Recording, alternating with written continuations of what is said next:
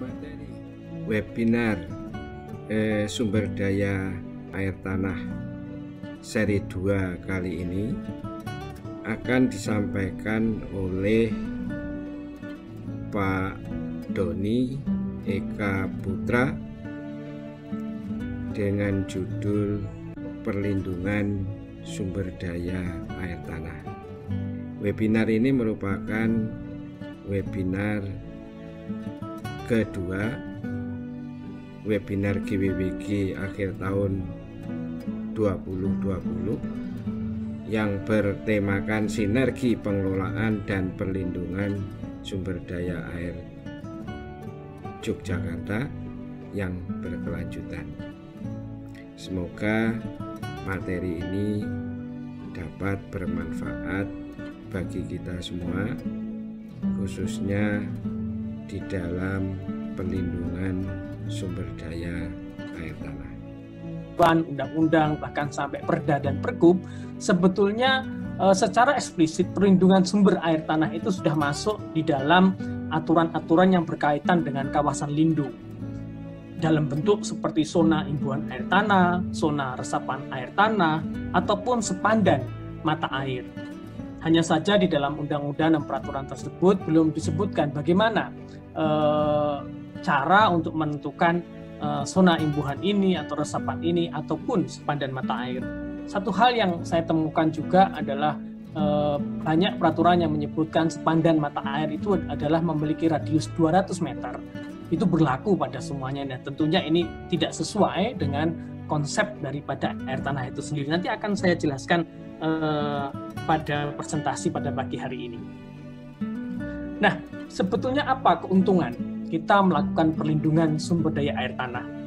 Jadi ada 3 keuntungan di dalam penentuan kawasan lindung sumber daya air tanah itu. Yang pertama adalah tentunya karena air tanah itu menjadi sumber air minum utama ya saat ini yang ada di Indonesia, bahkan negara-negara di ASEAN. Kita termasuk negara yang banyak menggunakan air tanah sebagai sumber air minumnya. Nah, dengan melakukan perlindungan terhadap air tanah, maka terdapat 3 keuntungan. Yang satu, ya kita langsung melindungi ya, kesehatan kita sendiri. Ya, artinya, kenapa kalau kita melindungi sumber air tanah kita, maka kita akan jauh dari hal-hal yang dapat merusak atau menyebabkan kita sakit. Misalnya dari penyakit-penyakit yang bersifat dari bakteri, virus yang bisa larut pada air, yang menyebabkan sakit, baik itu acute, langsung terkena, ataupun chronic disease yang akan muncul 10, 20, atau 30 tahun lagi.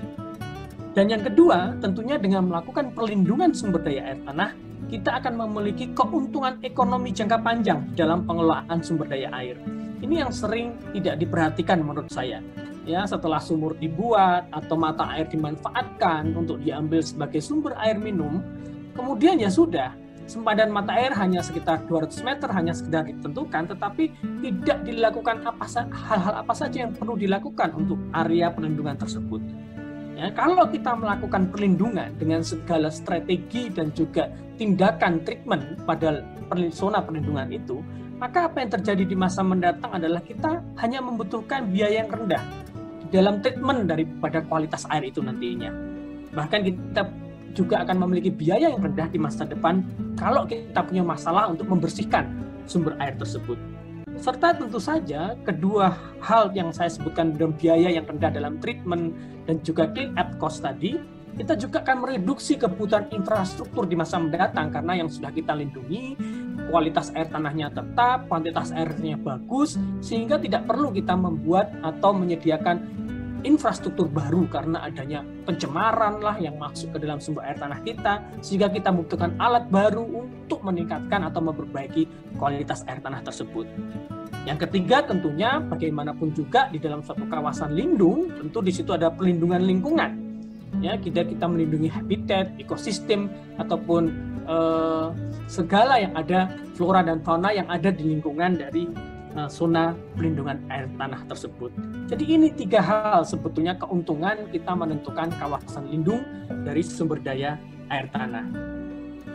Nah, di CA atau Yogyakarta Sleman sendiri, jadi kalau ini kita adalah Yogyakarta ya, sebetulnya kawasan lindung itu sudah ditentukan dengan mudah, yaitu daerah Richard, ya. Di sini ada Pak Heru, ini karya dari Pak Heru Indrayana, ya. Ini ada yang biru, inilah daerah Richard. Mohon sewu, saya akan ini, ya, yang ini ya daerah Richard, ya. Kemudian ini adalah daerah transisi, dan ini adalah daerah discharge atau keluaran, ya.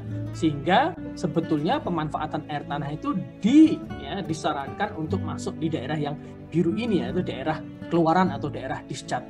Yang biru dan yang hijau ini sebaiknya menjadi daerah yang dilindungi. Hanya beberapa lokasi sumur-sumur yang selama ini dimanfaatkan sebagai sumber air minum PDAM itu berlokasi di daerah yang biru ini. Ya, ini contohnya yang saya kotai ini, ya. Bapak Ibu bisa lihat ini. Nah, kalau saya zoom, ini kondisinya seperti ini, ya. Ini ada 5 sumur, ya, milik PDAM, ya. Bapak Ibu bisa melihat pada gambar ini, sebetulnya apakah ini nanti menjadi sustainable di masa mendatang, ya, di mana sumur-sumur ini sekelilingnya sudah padat dengan pemukiman, dengan aktivitas, sehingga sebetulnya kita perlu khawatir, ya, dan kita bisa memahami bagaimana kualitas daripada air yang dihasilkan, ya, dari sumur-sumur ini pasti akan terus menurun setiap tahunnya. Karena memang tidak ada perlindungan, tidak ada zona sama sekali, ya, dari kelompok sumur PDAM ini. Semuanya rapat, ya, dengan pemukiman. Nah, ini yang sampai sekarang menurut saya masih diaplikasikan, ya, di dalam pengembangan sumur produksi air tanah, ya, di mana yang penting buat sumur keluar airnya, tapi tidak dipedulikan bagaimana kita melindungi sumber-sumber ini, ya, supaya kita mendapatkan 3 keuntungan tersebut, ya. Kalau ada pencemaran, ada sumber pencemaran di sini, ini langsung dimasukkan seperti ini, ya. Jadi karena tidak ada sama sekali sumber pencemaran, dan hampir semua, ya, semua sumur yang ada di wilayah CAT Yogyakarta Sleman ini, ya, tidak memiliki yang disebut sebagai zona perlindungan sumber air tanah atau air bakunya. Akibatnya apa? Di sekeliling daripada sumur-sumur ini terjadilah, ya, perubahan tata guna lahan yang bisa nanti suatu saat tentunya, ya, secara otomatis bisa merusak baik itu kuantitas atau kualitas air yang masuk ke dalam sumber tersebut. Nah, dari sisi regional kita tahu, wah, ini nih daerahnya harus dilindungi nih, kan begitu, ya. Wah, ini nanti konservasi, penghijauan dan sebagainya lah, sumbernya itu di sini, ya. Ya, jadi sumbernya itu di sini. Kalau ini dihijaukan dan sebagainya, ya iya memang akan memberikan secara regional, akan memberikan debit kuantitas air yang sustainable sampai ini bisa dipertahankan, sampai sejauh mana ini bisa dipertahankan. Tetapi secara lokal kita bisa melihat bahwa resiko dari penurunan kualitas air tanahnya itu luar biasa besar jika juga tidak dilindungi, ya, secara minor pada setiap sumber air tanah yang kita manfaatkan. Nah, kalau kita lihat sebetulnya dalam konsep yang besar ini, oke, ini kita penghijauan, reboisasi dan sebagainya, so what yang dapat kita lakukan pada sumur-sumur ini?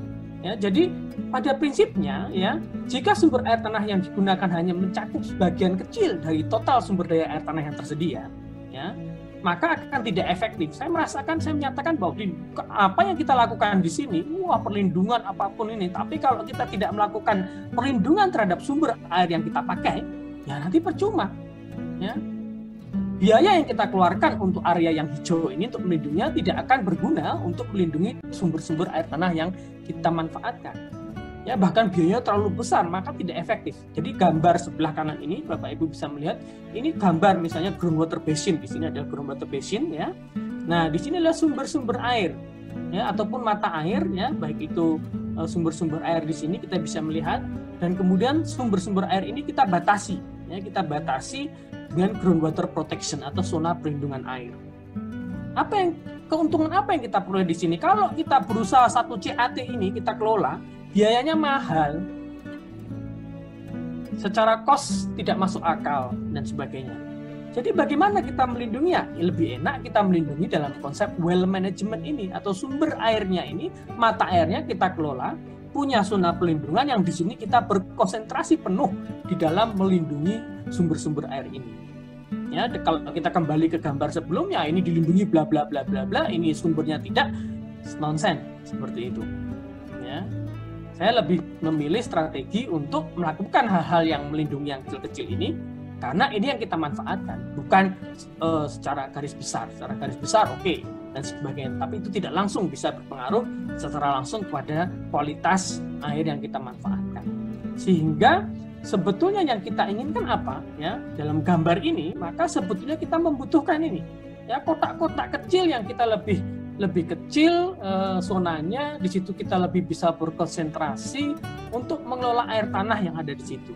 Ya, tentu saja apa yang harus kita lakukan ini, langkah pertama yang menentukan wilayah tangkapan sumber air tanah, ditentukan dulu ya tangkapannya di mana. Nah, kemudian kita mulai menilai kerentanan dari pencemaran akuifernya seperti apa di situ. Ya, kemudian kita juga menilai di situ sudah ada land use seperti apa saja yang bisa menjadi sumber kontaminannya.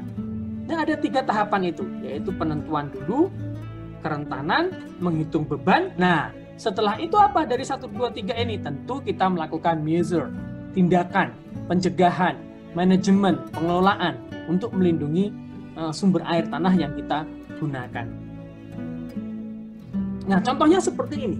Ya, jadi kita memiliki sumber air, begitu tadi kita bisa melihat contoh yang sangat buruk ya, aplikasi di Jogja ya, di mana ada sumber air tetapi sekelilingnya nggak jelas semuanya. Nah, seharusnya konsep daripada zona perlindungan kita itu harusnya menciptakan di mana tangkapan airnya, ya, di mana tangkapan air daripada sumur ini. Nah, setelah kita mendapatkan tangkapan air ini, maka kita kemudian nanti bagaimana kerentanan air tanah, akuifer di situ. Apakah akuifernya bebas, tertekan, dan sebagainya. Kalau akuifernya bebas, tentunya sumber-sumber pencemarnya yang di permukaan ini harus kita perhatikan apa saja risiko di sana. Nomor 1 misalnya, ya di sini ada manure storage facility, jadi pupuk kandang. Nomor 2, ya ada buangan got misalnya seperti itu, atau sewage daripada air limbah domestik. Nomor 4, di situ ada cultivated land, berarti pertanian yang menggunakan agrochemical atau pestisida, ya, fertilizer, kimia dan sebagainya. Ini ada sungai, ya, yang kemungkinan juga airnya itu bisa pada saat dipompa akan masuk ke dalam sumber ini. Kita harus tahu semuanya. Ini ada jalan, kalau ada accident di sini, kecelakaan, truk tanking guling dan sebagainya. Ini sudah menjadi hal-hal yang harus diperhatikan. Ya, jadi dengan adanya zona ini, pemilik daripada sumber air ini akan harusnya sudah tahu apa resikonya, ya, kalau dia sudah memiliki daerah tangkapan airnya ini. Ya, jadi di sini zona perlindungan sumber air tanah yang dari titik-titik yang kecil tadi, dalam bukan konsep dari JAT yang besar, itu adalah didefinisikan sebagai permukaan dan area permukaan maupun bawah permukaan yang mengelilingi sumber air minum, dalam hal ini air tanah ya, yang melaluinya kontaminan kemungkinan besar akan bergerak menuju mencapai sumbernya. Jadi ini area yang kemungkinan ya pencemar itu bisa masuk ke dalam sumur yang akan kita gunakan. Nah, kemudian apa measure-nya? Tindakan yang bisa kita lakukan setelah kita mengetahui ini, ya ini. Ya, kita mengontrol aktivitas pencemaran di sekitar titik-titik abstraksi, ya, sehingga mengurangi potensi tercemarnya atau kontaminasi pada sumber air yang kita manfaatkan. Tentu berat sekali. Ya, ini ada nanti pelarangan A, pelarangan B, ya, tapi itu harus kita lakukan. Biayanya akan lebih murah daripada kita mengelola satu JAT. Ya, lebih murah kita berkonsentrasi pada setiap titik-titik sumber air yang kita manfaatkan. Nah, dalam konsep pelindungan sumber air tersebut terhadap 4 zona sebetulnya.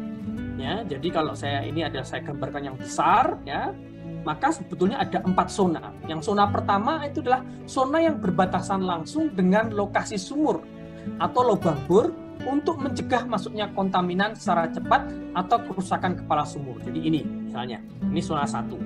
Ya. Terus kemudian zona berdasarkan waktu yang diperkirakan diperlukan untuk pengurangan kehadiran patogen ke tingkat yang dapat diterima. Ini adalah zona yang 2, misalnya begitu. Ya.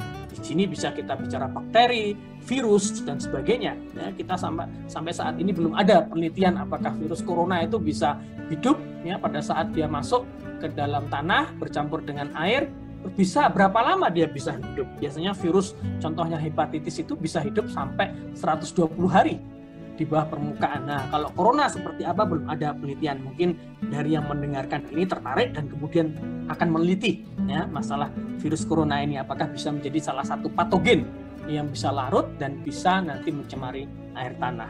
Terus zona yang ketiga ini ya adalah zona berdasarkan waktu yang diharapkan diperlukan untuk pengenceran dan redaman efektif zat yang secara perlahan terdegradasi ke tingkat yang dapat diterima.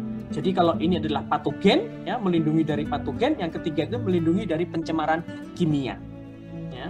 Dan kemudian zona yang keempat ini ya adalah zona yang lebih jauh dan lebih luas, yang terkadang mencakup seluruh daerah tangkapan air dari abstraksi tertentu, baik itu mata air ataupun dari sumur bor, di mana semua air pada akhirnya akan mencapai titik abstraksi ini. Nah, inilah zona keempat ini sebetulnya perlindungan jangka panjang. Ini seperti itu. Nah, kalau semua sumur itu punya seperti ini atau semua mata air, jadi mata air itu bukan sepanjang 200 meter dilindungi, bukan itu akhirnya. Seharusnya mata air pun punya zona 1, punya zona 2, punya zona 3, dan punya zona 4, di mana ini harus diatur pemanfaatannya nantinya.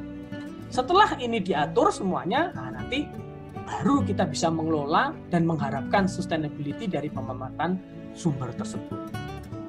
Nah, ini contohnya, konsepnya ya. Jadi sama tadi, ini adalah bakteri, terus kemudian kimia, ya. Terus ini adalah daerah yang sangat jauh, inilah seluruh tangkapan. Ya. Probability semua air itu yang nanti bisa masuk ya ke dalam ini. Nah, yang kita atur itu nanti ya ini yang kita kelola ya daerah yang ini saja. Ya, jadi lebih spesifik, ya, lebih clear, targetnya jelas daripada kita bicara besar ya, CAT, peta konservasi. Terus so what? Kan pertanyaannya begitu. Peta kerentanan air tanah. Terus so what? Ya. Nah, kalau kita punya peta pelindungan sumber air jelas sebetulnya ya. Harus yang dilakukan untuk setiap area ini A, B, C, D dan sebagainya tentunya. Nah, sebetulnya ya banyak negara sudah mengaplikasikan itu. Indonesia pun masuk ini ya di dalam laporan buku WHO. Ini masuk sebetulnya sudah. Ya, ini adalah kegiatan yang dilakukan oleh Pak Heru Indrayana pada saat saya masih mahasiswa itu, kalau saya tidak salah saya membantunya. Ya, itu Indonesia itu pada saat itu dibantu oleh GTZ ya untuk melakukan pemetaan ya zona perlindungan air baku pada beberapa sumur-sumur milik PDAM yang tersebar di Indonesia. Dan di situ kita putuskan bahwa wellhead protection zone kita atau zona 1 itu 10 sampai 15. Kemudian zona 2 itu adalah yang melindungi dari patogen itu 50 hari. Kenapa pilihannya 50 hari? Karena pada umumnya bakteri ya itu mati pada umur 50 hari di sini, bakteri yang patogen, tapi tidak virus tentunya. Kemudian yang zona yang di luar itu adalah whole catchment, seluruh tangkapan wilayah tangkapan air dari sumber air tersebut. Ini Indonesia, negara-negara lain juga banyak mengaplikasikannya. Tentu semakin besar zona 2 ya dan semakin luas tentunya akan semakin baik. Intinya seperti itu. Ya, kita bisa melihat Australia di sini. Wellhead-nya 50 meter, kemudian middle zone-nya untuk melindungi itu bahkan travel time air 10 tahun. Bayangkan luas sekali, mungkin karena memang benuanya sangat luas, jadi tanahnya banyak sekali. Nah, kemudian yang outer zone adalah yang whole catchment. Intinya seperti ini. Inilah yang harus diaplikasikan sebetulnya. Ya. Nah, nanti setiap area ini apa yang harus dilakukan? Nah, ini dengan mudah. Ya, kita bisa tahu apa yang harus dilakukan setelah kita tahu zona perlindungan air tanahnya. Nah, zona perlindungan air tanah ini juga tergantung daripada aquifer yang kita ambil. Ya, jadi kalau yang saya bicara zona 1, 2, 3 seperti ini adalah pada zona perlindungan pada sumur yang mengambil air dari aquifer bebas tentunya. Ya. Tetapi pada aquifer yang tertekan, ya konsepnya berbeda lagi. Ya, jadi ini yang kita ambil, ya. Tetapi yang kita ambil adalah yang kita lindungi adalah zona 3-nya, yaitu zona di mana air itu berasal. Ya, karena dia tertekan tentunya tidak ada pencemaran yang secara langsung bisa masuk ke dalam sumber air tersebut, tapi kita cari zona imbuhannya dari sumber ini. Nah, kemudian untuk mata air yang tentunya yang bebas ya di sini kita juga seperti ini, tapi kita bisa melihat perbedaannya. Ya, berbeda dengan sumur itu bisa menarik air seperti ini ya. menarik air dari sekelilingnya, tetapi kalau mata air kan tidak bisa dia keluar ya karena beberapa sebab ya, dan dia tidak bisa menarik air yang lebih rendah potensinya ya, potensial headnya, sehingga batasnya menjadi seperti ini. Ya, jadi ini sehingga konsep sempadan mata air 200 meter itu sebetulnya hanya untuk memudahkan saja. Yang benar apa? Yang benar seharusnya kita punya zona kawasan perlindungan mata air 1, 2, dan 3 seperti ini. Dan saya anjurkan ini pada mata air besar tentunya yang selama ini akan dimanfaatkan sampai masa depan nanti sebagai sumber air minum bagi beberapa PDAM. Nah, caranya bagaimana? Sekarang kita sudah bicara ya, karena saya bagian riset dan edukasi, tentunya saya harus mengajarkan bagaimana ini menentukan batasnya tadi, ini bagaimana sih menentukan titik tangkapan tadi ya. Nah, ini caranya adalah bisa kita menggunakan beberapa pendekatan dasar penentuannya. Tadi kita bisa pakai jarak ya untuk zona 1 ya, atau menggunakan penurunan drawdown. Jadi kalau sumur dipompa, kita kan akan memiliki drawdown ya seperti ini. Nah, ini kita bisa mengambil, oh ini adalah jarak dari tangkapannya seperti itu, atau radius of influence daripada drawdown. Terus kita bisa menggunakan waktu perjalanan seperti tadi, berapa dibutuhkan waktu, oh yang 50 hari itu cuma dari sini masuk seperti itu adalah yang waktu perjalanan. Terus kita juga bisa menggunakan kapasitas atenuasi, yaitu kemampuan untuk mengurangi secara alamiah ya tadi. Dan faktor yang terakhir tentunya kondisi batas aliran. Jadi misalnya bisa saya gambarkan di sini ada bukit seperti itu ya, kemudian ini ada sumber air yang kita ambil. Nah, tentunya batasnya ya di sini di bukit itu ya. Nah, terus kemudian kalau airnya itu berasal dari atas, misalnya bukitnya seperti ini cekungan, lembah, ini ada bukit lagi ya. Nah, kadang-kadang orang merasa nih ya kan, oh ini daerah imbuhannya ini, padahal litologinya berbeda. Ya.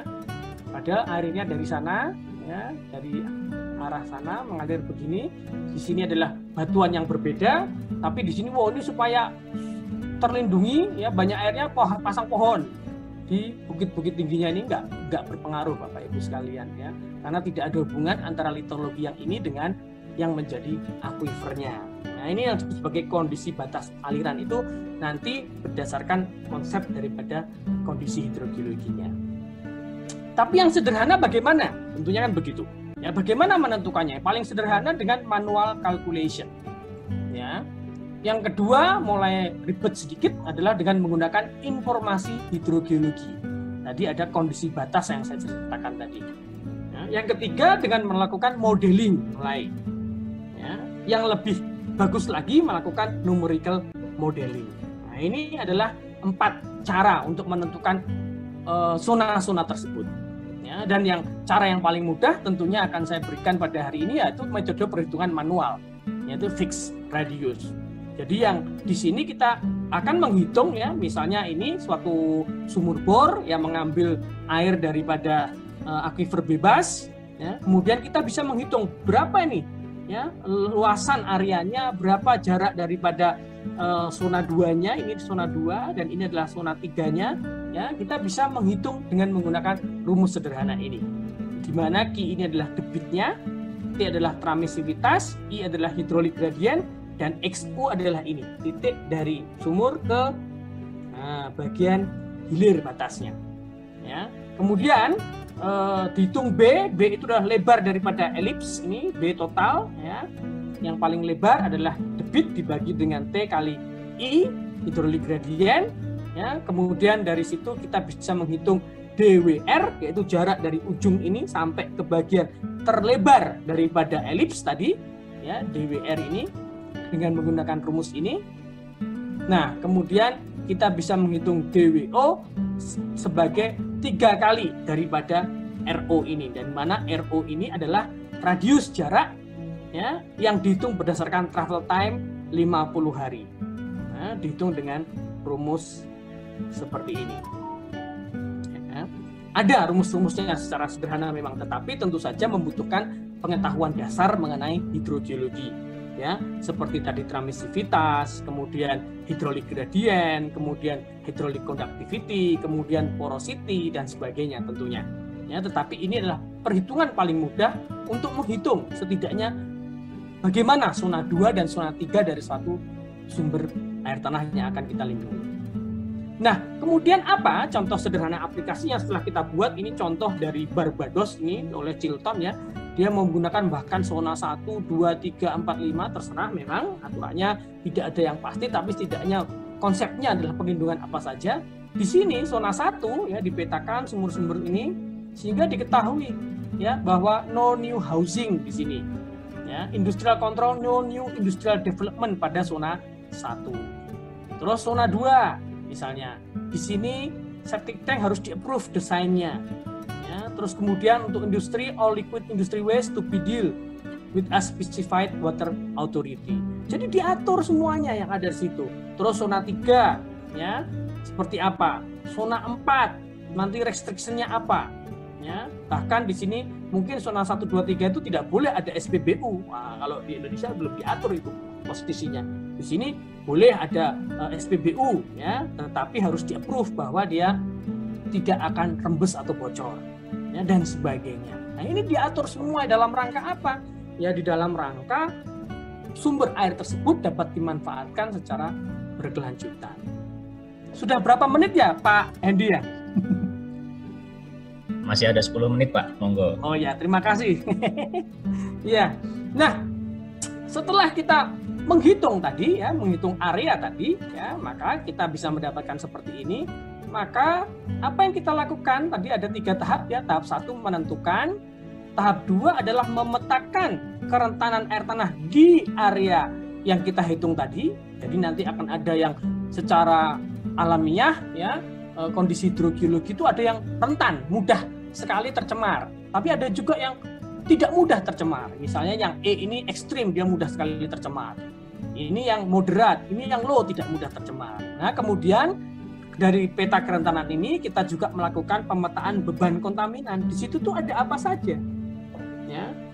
Misalnya di sini ada SPBU, di sini ada lahan pertanian, di sini ada jalan dan sebagainya. Ini semuanya kemudian menjadi apa yang harus kita perhatikan pada lingkungan ini ya, dikaitkan dengan vulnerability-nya. Ya, kalau vulnerability-nya ekstrim, ya misalnya di sini hanya ada ini di sini hanya ada perumahan, lah malah berbahaya. Kalau ini perumahan, karena ini adalah ekstrim, maka nanti septic tank-nya akan mudah sekali ya meresap airnya dan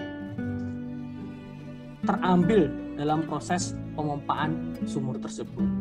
Nah, ini ada 3 tahapan ini. Ya, setelah itu, setelah kita tahu, tentu saja tahapan dalam perlindungan itu tahu dulu, kemudian melakukan tindakan tadi seperti yang dicontohkan pada kontrolnya apa. Ya, apa yang harus dikontrol? Misalnya, di sini berarti harus ada penampungan air lipasan, jangan sampai air lipasan masuk dan meresap, kan seperti itu. SPBU, ini harus dipasang sumber monitoring kalau dia bocor apa tidak, memastikan dia tidak leaks atau ada rembesan dan sebagainya dan sebagainya. Ya, ini yang harus kita perhatikan, jangan dibiarkan kemudian ada sumber air tanah, berkembang rumah sudah. Ya, kita tidak bisa berbuat apa-apa lagi di dalam mengontrol, ya, di dalam mengontrol kualitas daripada sumber air minum tersebut. Ini contoh yang lain ya, di peta-peta ini beberapa negara memang melakukan itu. Jadi dia memiliki zona 1, zona 2, zona 3, zona 4, kemudian memiliki juga tingkat daripada bahayanya, apa tata guna lahan yang ada di situ, sehingga mereka memetakan apa saja nih yang kuning nanti diapakan, yang merah harus bagaimana, itu sudah jelas. Ya, tindakan-tindakan untuk pencegahan dan untuk melindungi supaya sumber-sumber air yang ada di sini itu bisa dimanfaatkan secara berkelanjutan. Ya, tentunya dengan 3 keuntungan tadi, ya, ekonomi, kesehatan, ya, dan juga langsung terhadap lingkungannya. Nah, setelah kita tahu ini ya, tentunya ada topik satu lagi yang ingin saya share sebentar saja, yaitu mata persada.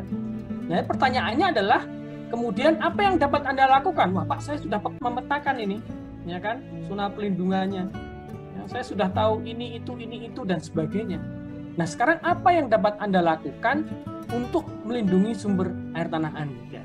Ya, tentunya di sini kita butuh tool, ya, kita butuh tool untuk menilai apa yang sudah kita lakukan sehingga kita bisa melindungi sumber air tanah ini.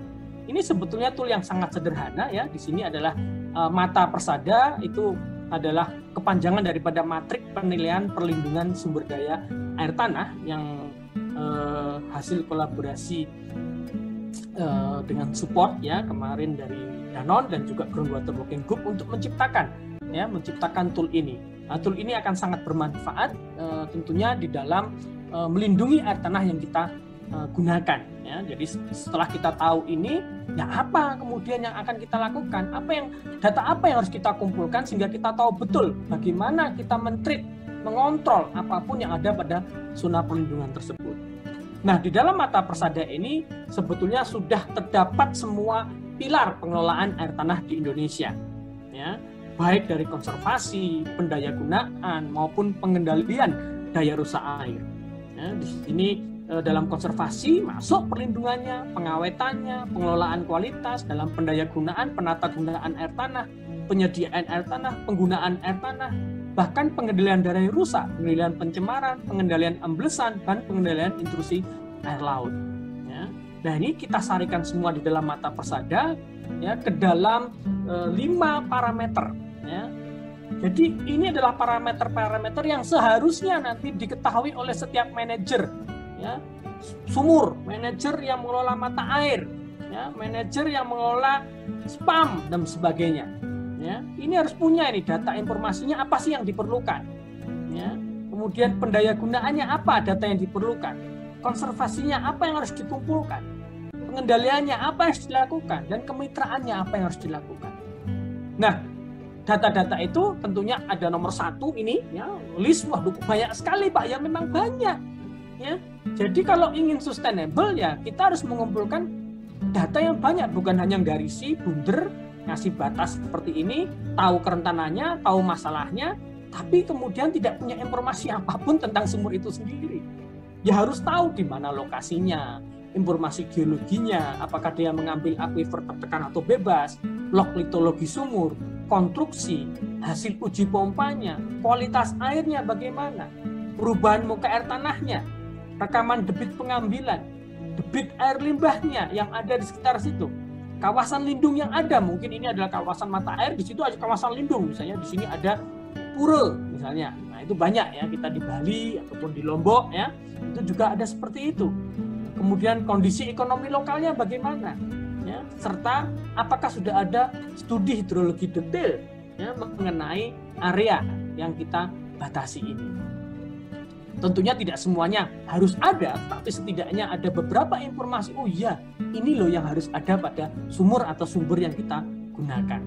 Yang kedua adalah konservasinya. Ya, di situ kita harus tahu di mana lokasi peta imbuhan air tanahnya, bagaimana tadi peta kerentanannya, bagaimana tadi zona perlindungan sumber airnya. Terus apakah kita memiliki program untuk memantau zona perlindungan itu? Ya, terus bagaimana kegiatan pemeliharaan sumber air? Ya, bagaimana, apakah ada pemantauan pada zona tangkapan airnya itu? Ya, informasi kegiatan pada zona perlindungan apa saja tanda guna lahannya? Ya, dan seterusnya. Semuanya di sini menjadi bagian hal, ya, yang memang harus diketahui. Kok banyak Pak? Ya memang banyak. Ya, kalau ingin memiliki sumber air yang sustainable, ya memang banyak yang harus kita ketahui. Ya, bukan hanya sekedar ngebor, ambil air, tinggal dada, ya selesai, nanti tidak ada 5 tahun, 10 tahun sudah berhenti. Debitnya kurang, ya, kualitasnya berubah, terus clogging lah, airnya sudah tidak keluar lagi, ya. Karena apa? Karena kita tidak menyediakan data-data awal mengenai sumur tersebut. Ya. Kemudian pendayagunaannya, ya tentunya setiap pemanfaat air harus tahu juga water stress index di lokasi tempat itu. Jangan sampai airnya dia berlimpah-limpah, ya, misalnya hotel mengambil air, ya, berlimpah-limpah tapi tidak mau berbagi dengan masyarakat yang kekurangan airnya. Ya, termasuk memahami kebutuhan air baku lokal sehingga juga bisa bermanfaat. Jangan sampai sumber mata air yang kita manfaatkan dari titik ini misalnya dibawa ke suatu kota besar itu, ya, menikmati semuanya di sini. Lah yang penduduk di sekitar mata air ini malah tidak menikmati. Kan aneh itu, seperti itu. Ya. Nah, kemudian rencana pemanfaatan air dan perbandingan penggunaan airnya. Ini menjadi pendayagunaan. Ya. Jadi kita juga melihat keadilan di sini. Ya, jangan sampai kita memanfaatkan ini nggak boleh ngapa-ngapain, nggak boleh ngapa-ngapa, tapi tidak mendapatkan keuntungan dari mata air tersebut. Ya, jadi ini yang tidak bisa terasa. Kemudian pengendalian, ya tentunya setiap sumur ya itu harusnya ada perizinan pemanfaatan air, baik itu untuk irigasi, ya untuk air minum dan sebagainya. Tapi saya tahu betul bahwa banyak ya sumur-sumur itu yang masih secara gelap-gelapan tidak memiliki izin.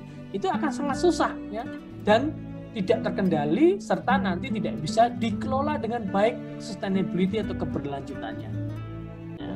Kemudian di dalam pengendalian itu juga ada analisis risiko apa yang terjadi nanti. Ya, apakah nanti terjadi penurunan muka air tanah, bisa ada risiko amblesan, bisa risiko intrusi air laut jika sumur itu dibuat di dekat air laut, ya, dan sebagainya. Ini semuanya harusnya sudah diketahui. Nah, setelah itu adalah kemitraan kelembagaan, jadi harus tahu apa saja, siapa sih yang pemangku kepentingan yang berkenaan dengan pemanfaatan sumber daya air ini. Kemitraannya siapa, institusi pengelolanya bagaimana, dan sebagainya. Dan apalagi kalau Anda adalah pemilik suatu industri, tentunya harus ada kegiatan CSR di bidang sumber daya air. Yang tadi saya katakan, ini mata air dimanfaatkan, diambil, disalurkan ke kota besar, lah masyarakat di sini kekurangan. Ya kan aneh, seperti itu. Padahal keuntungannya dimanfaatkan oleh kota besar ini. Sehingga harusnya inilah yang masuk ya, bagaimana nanti kita bisa dalam pengelolaan sumber air ini ya, bukan hanya dengan melindungi tadi ya, tetapi juga melakukan kegiatan-kegiatan yang berkeadilan ya untuk kemakmuran dan kesejahteraan masyarakat tentunya. Nah, dari 5 tadi itu kita gabungkan semuanya ya, kemudian kita nilai sebetulnya dalam konsep mata persada prinsipnya Anda tidak melakukan ini. Anda tahu tidak seperti itu, ya dan tidak, ya dan tidak dan sebagainya. Kemudian seluruhnya itu kemudian diprosentase dan di scoring. Nah, kemudian muncullah nilai ini. Ya, jadi nanti semua pengelola dari setiap sumur bor atau mata air yang dipakai itu akan tahu bagaimana mereka ke tingkat mereka mengetahui sumber air yang mereka gunakan dan bagaimana mereka apakah sudah melakukan pengelolaan perlindungan sumber daya air tanah atau tidak. Nah, di sini kita menentukan kalau skor totalnya 550 itu akan menjadi sangat baik ya, tetapi kalau lebih kecil dari 150 adalah sangat buruk. Ini sebetulnya bisa menjadi salah satu syarat di dalam pemanfaatan sumber daya air tanah ya, baik untuk industri, untuk hotel dan sebagainya ya, sehingga bukan saja dalam AMDAL tok ya, RKL, RPL, tetapi juga melaksanakan betul-betul memahami bagaimana memanfaatkan air tanah, bagaimana melindunginya, bagaimana memanfaatkannya dengan benar dan berkeadilan untuk kesejahteraan bukan saja untuk perusahaan tersebut, tetapi juga masyarakat di sekitarnya. Dan mata persada bisa membantu itu, ya, bisa membantu kita untuk menilai diri kita sendiri, ya, apakah kita sudah baik di dalam mengelola itu. Jika tidak, lakukan yang terbaik dengan poin-poin yang tadi disebutkan di dalam mata persada. Saya rasa demikian. Terima kasih atas waktu yang diberikan. Waktu saya kembalikan kepada Pak Hendy. Baik, terima kasih Pak Doni.